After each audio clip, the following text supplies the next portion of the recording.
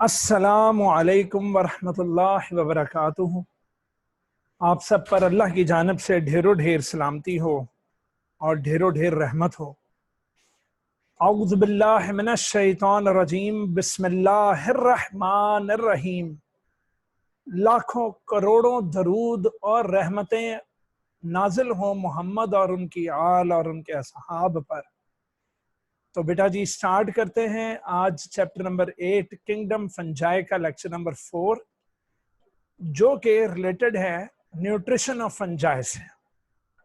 तो आज हम पढ़ने लगे हैं कि न्यूट्रिशन इन फंजाई मतलब फंजाई अपने न्यूट्रिएंट्स, अपनी बॉडी के लिए एसेंशियल न्यूट्रिएंट्स कैसे गेन करता है अपने एनवायरनमेंट से, किस तरह वो न्यूट्रिएंट्स को अचीव करता है, किस तरह वो न्यूट्रिएंट्स को हासिल करता है। तो let us see nutrition in fungi. लो जी, फर्स्ट पॉइंट याद रखें कि ऑल फंजाई लैक क्लोरोफिल। कोई ऐसा फंगस नहीं है जिसमें क्लोरोफिल हो और वो ऑटोट्रॉफ हो। Remember that all fungi lack chlorophyll. Fungi में क्लोरोफिल नहीं है और तमाम फंजाई हेट्रोट्रॉफ्स हैं। तमाम फंजाई हेट्रोट्रॉफ्स हैं। कौन होते हैं हेट्रोट्रॉफ्स? जो अपना फूड खुद नहीं प्रिपेयर कर सकते and they obtain carbon and energy from organic matter in their environment. वो अपने एनवायरनमेंट से कार्बन और एनर्जी ऑर्गेनिक मटेरियल्स को खाकर ऑर्गेनिक मटेरियल से हासिल करते हैं। तो रिमेंबर दैट कोई भी फंजाई ऑटोट्रॉफ नहीं है। All fungi are what? Heterotrophs. All fungi are heterotrophs. They obtain, all fungi obtain their food by direct absorption from the immediate environment. उनके इर्द गिर्द जो भी environment है, उस immediate environment, उसी environment से वो खाने पीने की चीजों को absorb करके अपनी बॉडी में ले जाते हैं। अब चूंकि ये इंजेक्शन नहीं करते, ये खाते नहीं हैं, ये इनका को मुंह नहीं बना हुआ जिसके अंदर ये फूड को खाकर अपनी बॉडी में डाइजेस्ट नहीं करते, ये फूड को अपनी बॉडी से बाहर डाइजेस्ट करके अपने अंदर एब्जॉर्ब कर लेते हैं। So thus they are called absorptive heterotrophs. They are called what? Absorptive heterotrophs. लो मेरा बच्चा, तो सबसे पहले जो फंजाई हम डिस्कस करने लगे हैं उनका जो न्यूट्रिशन का तरीका कार है वो है कि वो डेड ऑर्गेनिक मैटर को डिसॉल्व करते हैं, उसको डाइजेस्ट करते हैं और फिर अपनी बॉडी में एब्जॉर्ब कर लेते हैं। अपनी बॉडी में क्या कर लेते हैं बेटा? Absorb. Such fungi are called saprobic fungi. Such fungi are called what? Saprobic fungi. तो point 1, most fungi are saprotrophs. Saprotrophs or saprobes. These fungi decompose, ये decomposers हैं और फिर अपनी एनर्जी, अपना food that is energy, carbon और nitrogen, ये directly dead organic matter से हासिल करते हैं। ये डेड ऑर्गेनिक मैटर को डिकम्पोज करके अपनी एनर्जी, कार्बन और नाइट्रोजन की कमी को पूरा करते हैं। पॉइंट नंबर 2, ये सैप्रोबिक फंजाई डेड ऑर्गेनिक मैटर के ऊपर सेक्रीट कर देंगे अपने डाइजेस्टिव एंजाइम्स। ये डाइजेस्टिव एंजाइम्स फिर इन्हें डाइजेस्ट कर देता है और ये डाइजेस्ट डेड ऑर्गेनिक मैटर के बाद दी ऑर्गेनिक मॉलिक्यूल्स आर दस प्रोड्यूस्ड। वो जो ऑर्गेनिक मॉलिक्यूल्स प्रोड्यूस हुए हैं इन्हें फिर एब्जॉर्ब कर लिया जाता है इनटू द फंगस। तो फंगस ने अपनी बॉडी के बाहर डेड ऑर्गेनिक मैटर के ऊपर डाइजेस्टिव एंजाइम सेक्रीट किए, उन्हें वेरी सिंपल ऑर्गेनिक मॉलिक्यूल्स को तोड़कर, उनमें तोड़कर तो इन्होंने अपने अंदर एब्जॉर्ब कर लिया है। इन्होंने अपने अंदर क्या कर लिया बेटा? Absorb. Saprobic fungi anchor to the substrate. लो बेटा, जिस डेड बॉडी से वो सैप्रोबिक फंजाई चिपका हुआ है, जो उसकी खुराक का जरिया है, उसको सबस्ट्रेट बोलेंगे। क्या बोलेंगे मेरा बेटा? सबस्ट्रेट। तो याद रखें, सैप्रोबिक फंजाई अपने सबस्ट्रेट के अंदर स्पेशल किस्म के हाइफी पेनिट्रेट कर देगा और अपने आप को उसके अंदर जड़ा लेगा। तो जड़ों की तरह जाने वाली अंदर उन हाइफी को क्या बोलते हैं? उन हाइफी को कहते हैं राइजोइड्स। उस हाइफी को क्या बोलते हैं बेटा? राइजोइड्स। तो saprobic fungi anchor to the substrate by modified hyphae the rhizoids. फिर क्या होगा? Fungi are principal decomposers. Fungi जबरदस्त किस्म के डीकम्पोजर्स हैं। ये हमने पढ़ा भी था उसमें, वो इकोनॉमिक लॉसेस में, कि अल्लाह ने इन्हें सेल्यूलोज और लिग्निन यानी कि वुड को गलाने सड़ाने की, वुड को डीकम्पोज करने की सलाहियत दी है अल्लाह पाक ने। तो fungi are principal decomposers of cellulose and lignin, the main components of the plant cell walls. और याद रखो, bacteria can not break them but fungi can. But what? Fungi can. तवज्जो है मेरा बच्चा? फिर क्या होता है कि पूरे उस डेड ऑर्गेनिक मैटर में extensive system of fast growing hyphae पूरी तरह अपना जाल बिछा लेती हैं। जाल बिछाने पर it provides enormous surface for absorptive mode of nutrition. For what? Absorptive mode of nutrition. जितनी ज्यादा इसकी बॉडी थ्रेड लाइक और लंबी लंबी होगी और पूरी की पूरी सबस्ट्रेट के सरफेस के अंदर पेनिट्रेट या ऊपर तक बिछी हुई होगी, उतना ज्यादा सरफेस एरिया मिलेगा इन्हें एब्जॉर्प्शन के लिए। उतना ज्यादा सरफेस एरिया मिलेगा इन्हें एब्जॉर्प्शन के लिए। मेरे बच्चों, saprobic fungi along with bacteria, bacteria के साथ मिलकर पुत्र ये मेजर डीकम्पोजर्स हैं।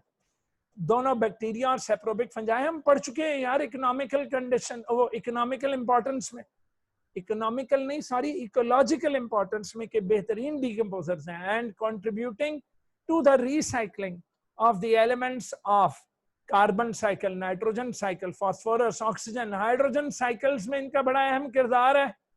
Used by the living things. Used by what? Living things. लो जनाब, अब जो है, चूंकि हम इसके न्यूट्रिशन के तरीके पढ़ रहे हैं, तो न्यूट्रिशन का जो पहला तरीका हमने पढ़ा वो सैप्रोबिक था। अब पुत्र कुछ फंजाई पैरासाइट्स हैं, यानी कि अब सिम्बियॉन्ट्स की तरफ आ गए। तो पता ना, सिम्बियॉन्ट्स में तीन किस्म के रिलेशनशिप्स थे, पैरासिटिज्म, म्यूचुअलिज्म और कमेंसलिज्म। तो अब पता लगा कि कुछ फंजाई पैरासाइट्स हैं, कुछ फंजाई म्यूचुअलिस्ट हैं और कुछ फंजाई तो प्रीडेटर्स हैं, शिकार करके खाती हैं। भाई फंजाई के पास तो ना तो शेर जैसे दांत है, ना शेर जैसे क्लॉज हैं, तो ये प्रीडेटर कैसे हो गया? तो बड़ा इंटरेस्टिंग टॉपिक होने वाला है। तो देखते हैं पैरासाइट्स कौन होते हैं जो सामने वाले से फायदा लें और इन रिटर्न डिजीजेस दें। प्रीडेटर्स कौन होते हैं? जो शिकारी होते हैं और शिकार करके तो खाते हैं। और कुछ जो हैं वो म्यूचुअलिस्ट हैं। म्यूचुअलिस्ट कौन है? जो दूसरों के साथ मिलकर काम करते हैं, दूसरों के साथ मिलकर काम करते हैं। लो मेरा बच्चा, पैरासिटिक फंजाई से स्टार्ट हो रहे हैं। It absorb nutrients directly from the living host cytoplasm with the help of special hyphal tips called hostoria. लो जी पुत्र, ये लिविंग थिंग को चिमट जाएगा ये वाला फंजाई। और ओ यस, हमने पढ़ा भी था रिंग वॉर्म एथलीट्स फुट, याद आया? तो वो सुपरफिशियल फंजाई थे, लेक्चर नंबर 1 या 2 में शायद मैंने आपको बताया हुआ है। तो मेरा बच्चा, ये अपनी स्पेशल हाइफी अंदर घुसा लेते हैं सेल्स के अंदर, जिन्हें होस्टोरिया कहते हैं, और उन स्पेशल हाइफी से उसके जीते जागते होस्ट के सेल के साइटोप्लाज्म से न्यूट्रिएंट्स वगैरह चोरी करके तो खा जाते हैं। तो parasitic fungi absorb nutrients directly from the living host cytoplasm with the help of special hyphal tips called होस्टोरिया। ठीक है? अच्छा मेरा बच्चा, very very very very very important short questions. What is the difference between obligate parasites and facultative parasites? याद रखें, obligate parasites वो parasites होते हैं जो अपने होस्ट के अलावा उग नहीं सकते। आप इन्हें लैब के अंदर आर्टिफिशियल कल्चर मीडियम में आप इन्हें उगा ही नहीं सकते। इन्हें जब तक कोई ऑर्गेनिज्म नहीं मिलेगा ये उगने वाले नहीं हैं। तो obligate parasites can grow only on their living host only, and they cannot be grown on available defined growth culture medium. तो आपने कहना है कि ऑब्लिगेट पैरासाइट्स ऐसे पैरासाइट्स होते हैं जो अपने होस्ट के बगैर कुछ भी नहीं है। साला होस्ट नहीं तो अपन कुछ भी नहीं करेगा। वेरियस माइल्ड्यूज इसकी एग्जांपल्स हैं, and most rust species, rust species obligate parasites हैं। ठीक है जी। अगला आया फैकल्टेटिव पैरासाइट्स। पुत्र फैकल्टेटिव पैरासाइट्स होस्ट के ऊपर भी उग जाते हैं, और अगर इन्हें होस्ट ना मिले तो होस्ट के बगैर भी ये अपनी ग्रोथ जारी रखते हैं। इन्हें कोई खास फर्क नहीं पड़ता। They can grow parasitically on their host as well as they can grow by themselves on artificial growth media. So they can be grown in the labs also. They can be grown in the labs also. That is an artificial growth media. लॉ जी, तो artificial और obligate very important था जी short. उत्तर very very very very very very important short question आया। Predator fungi के बारे में आप क्या जानते हैं? तो जनाब some fungi are active predators, शिकार करके खाते हैं, शिकार करके। अल्लाह अकबर। इसकी दो एग्जाम्पल है बेटा। तो very very very very important कि व्हाट इज ओइस्ट्रस मशरूम एंड इसका न्यूट्रिशनल मोड क्या है, एक्सप्लेन करें। आपने कहना है ओइस्टर मशरूम, जिसका साइंटिफिक नेम इसका साइंटिफिक नेम है ल्यूरोटस, या आप कह लो प्ल्यूरोटस ऑस्ट्रिएटस। प्ल्यूरोटस ऑस्ट्रिएटस एक ओमनीवोरस किताब में लिखा हुआ है। इस ओमनी को काट कर आपने कार्नी लिखना है। कार्नी, तवज्जो है जी। तो इट इज कार्निवोरस किताब में आपकी ओमनी लिखा होगा, उस ओमनी को चेंज करके क्या लिख दें? कार्नी, क्योंकि ये प्रीडेटर है। क्या है मेरा बच्चा? प्रीडेटर। अच्छा, ये बोर्ड में ओयस्टर मशरूम या प्ल्यूरोटस ऑस्ट्रिएटस के नाम से नहीं, ये यूं भी आ सकता है कि what do you know about carnivorous predator fungi?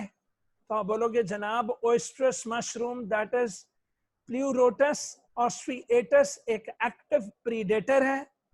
ये एक कार्निवोरस प्रीडेटरी फंजाई है।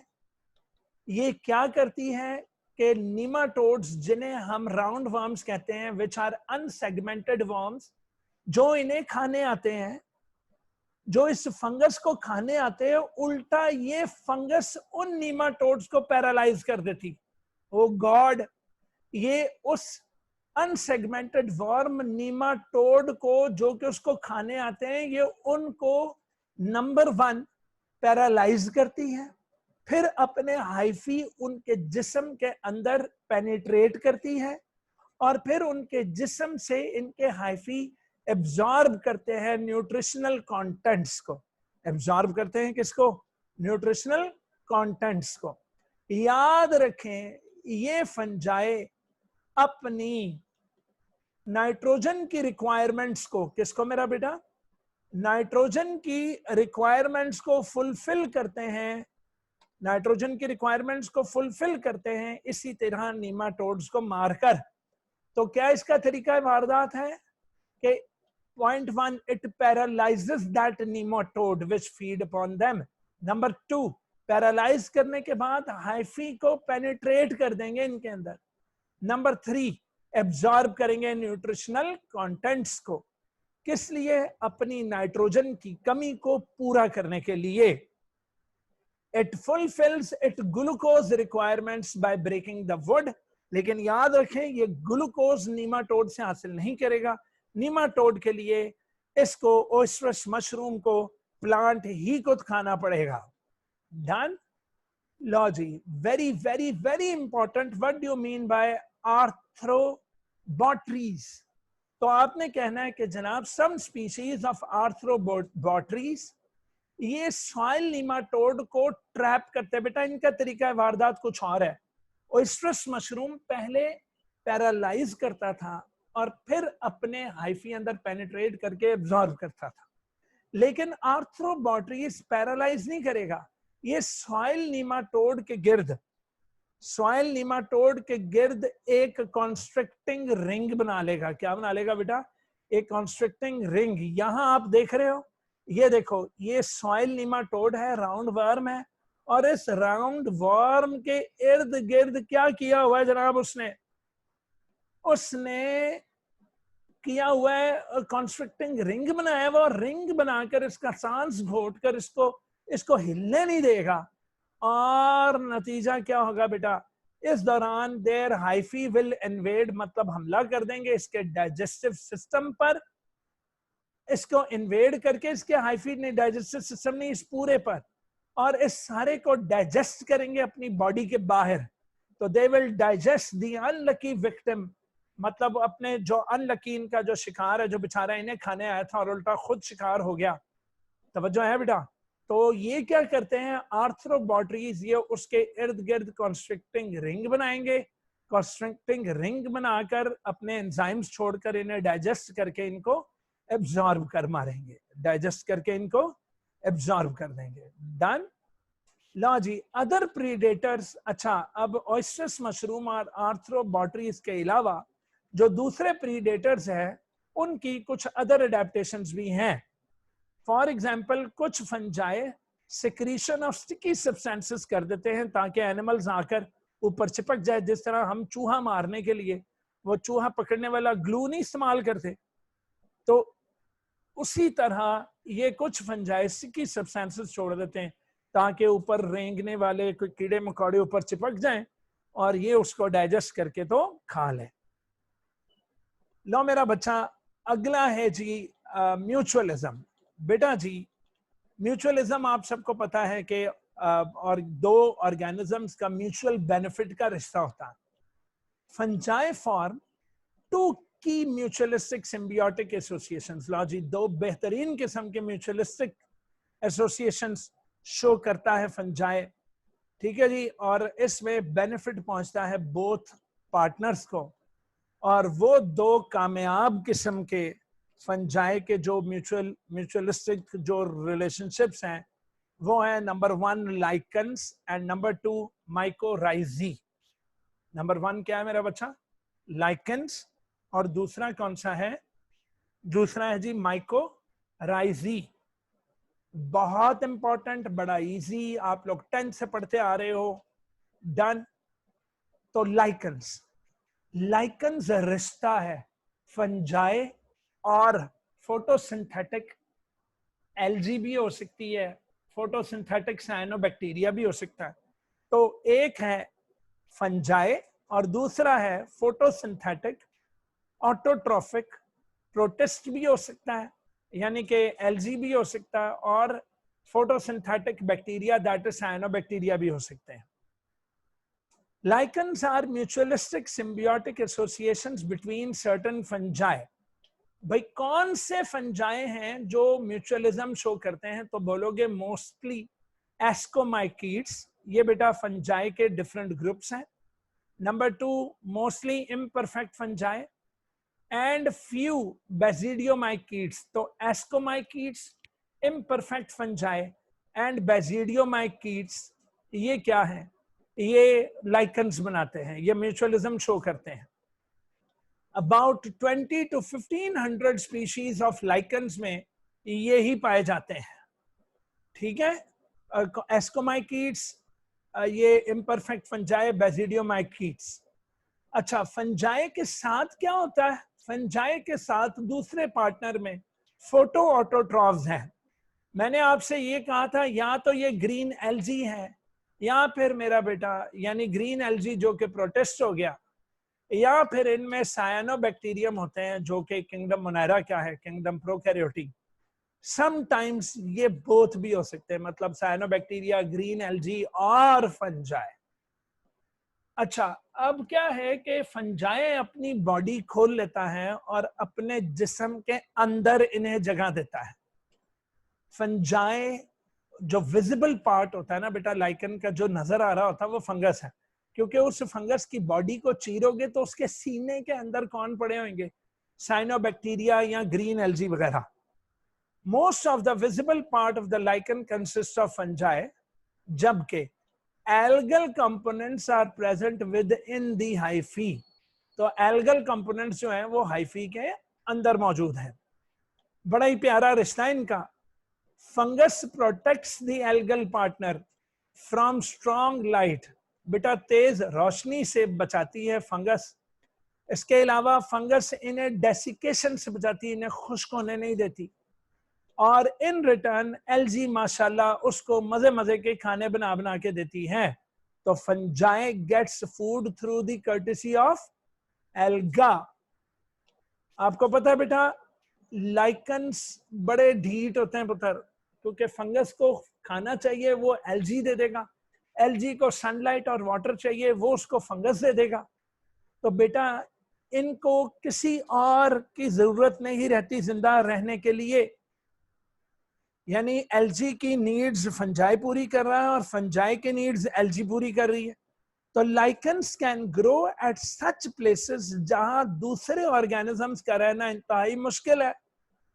Done even at harsh places में भी ये उग जाते हैं, सच एज बेयर रॉक्स, यानी बंजर जमीनों पर भी ये उग जाते हैं। तो मैंने एक लाइकन से पूछा कि यार तो बंजर जमीन पे कैसे उग जाता है? कहने लगा अफजल भाई मैं आपको क्या बताऊं कि मुझे खाने की प्रॉब्लम एलजी नहीं होने देती, और एलजी ने कहा कि यकीन करें कि मुझे पानी और मुझे रोशनी से बचाकर रखता है कौन, ये फंगस। तो हम लोगों की जोड़ी ने, अल्लाह ने बनाई है हम लोगों की जोड़ी, हम लोग एक दूसरे के लिए बहुत अच्छे हैं। उसके अलावा बेटा लाइकन्स डिफरेंट कलर्स के होते हैं, लाइकन्स डिफरेंट शेप्स के होते हैं, और ओवरऑल अपीयरेंस में ये बड़े ही खूबसूरत होते हैं। एंड ग्रोथ फॉर्म होती है इनकी, मतलब कि ठीक ठाक ग्रोथ भी करते हैं। Lichens are ecologically very important. हम पढ़ चुके हैं चैप्टर नंबर 1 में कि लाइकन्स हमें पॉल्यूटेंट्स को एब्जॉर्ब करके इंडिकेशन देते हैं कि एयर की पोल्यूशन है या नहीं है। तो they are used as bio indicators. They are used as what? Bio indicators. बच्चों आपको पता है 95% जो प्लांट्स हैं, वैस्कुलर प्लांट्स, वो एक फंगस के साथ म्यूचुअलिज्म करते हैं। वो एक फंगस के साथ क्या करते हैं बेटा? म्यूचुअलिज्म करते हैं। लो जी, अब ये नया म्यूचुअलिज्म शुरू हुआ।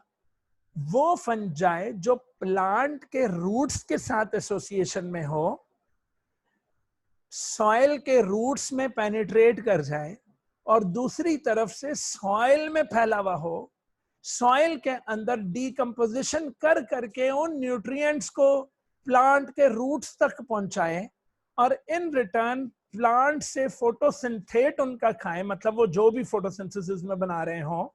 तो जो है बेटा, तो ऐसे फंजाई को जो प्लांट्स के रूट्स के साथ म्यूचुअलिज्म बनाते हैं उन्हें माइकोराइजी कहते हैं। Mycorrhizae are mutualistic association between certain fungi, लॉजी कुछ फंजाई हैं, and roots of vascular plants हैं। आपको पता है बेटा 100 में से 95% of all kinds of vascular plants लाजमी माइकोराइजल एसोसिएशन बनाते हैं। फंगस की जो हाइफी है वो ड्रामेटिकली आहिस्ता आहिस्ता इंक्रीज करती जाती है, अपने आप को बढ़ाती जाती है सॉइल कांटेक्ट में, और इसकी टोटल सरफेस एरिया बढ़ जाता है, और फिर न्यूट्रिएंट्स को एब्जॉर्ब कर करके, फॉर एग्जांपल फास्फोरस को, जिंक को, कॉपर को, न्यूट्रिएंट्स को ला लाकर बेटा ये सॉइल के जरिए ला लाकर रूट्स को देता है कि एलो फड़ो ते अपना खाना वाना बनाओ, या जो भी इन चीजों से तुम लोगों ने फायदा उठाना है। अच्छा, ऐसे प्लांट्स जो माइकोराइजल एसोसिएशन में होते हैं वो बड़ी बेटर ग्रोथ शो करते हैं बेटा then those which are without this association. वो जिंदा तो रहते हैं मगर उनकी ग्रोथ अच्छी नहीं होती जिनके साथ माइकोराइजी ना हो। The plant on the other hand, plant दूसरी तरफ, पता ना म्यूचुअल बेनिफिट का रिलेशन है कि अगर एक फायदा ले रहा है तो उसको फिर फायदा देना भी है। तो बेटा the plant on the other hand supplies organic carbon to the fungal hyphae. तो ऑर्गेनिक मतलब जो भी उसने फोटोसिंथेट को ग्लूकोज वगैरह बनाई है, तो प्रोटीन्स वगैरह बनाई है, वो उसको देगा। वो प्लांट हाइफी को ये चीजें देता है। अच्छा भी, there are two main types of माइकोराइजे।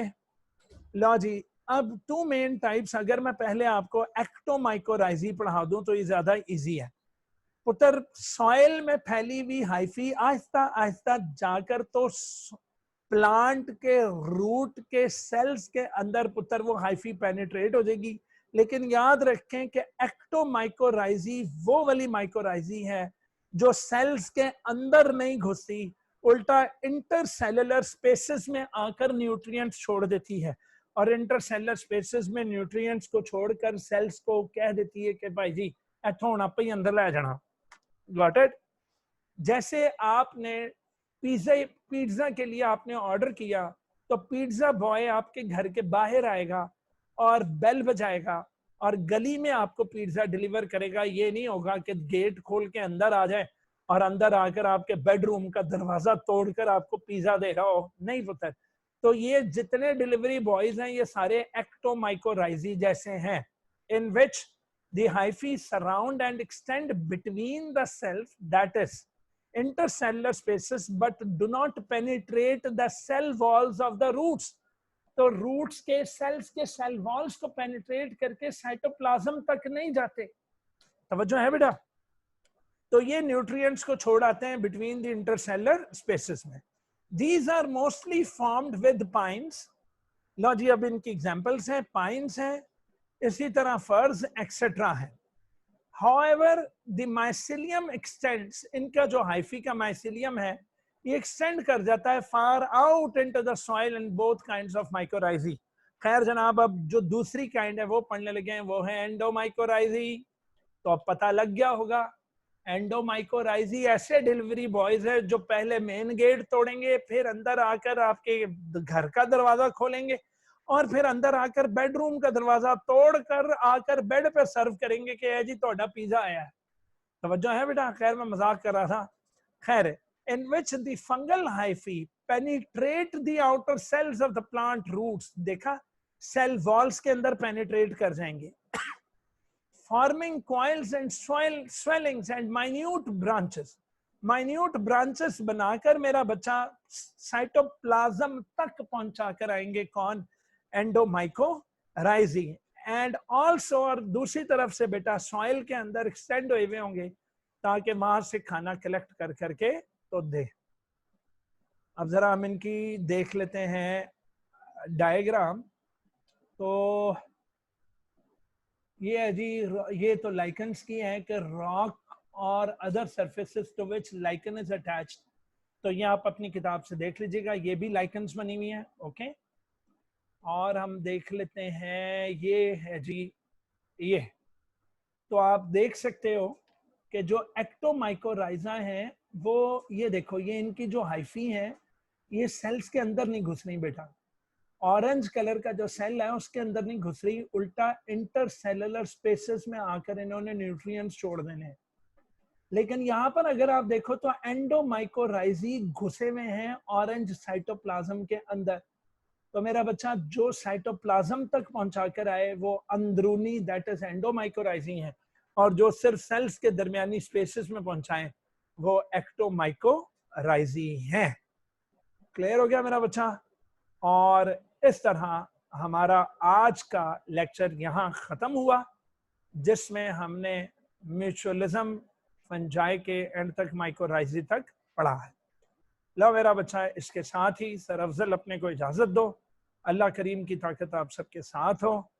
I love you all, और अल्लाह पाक हमेशा तुम लोगों को सलामती दे, खुशियां दे। खुदा हाफिज।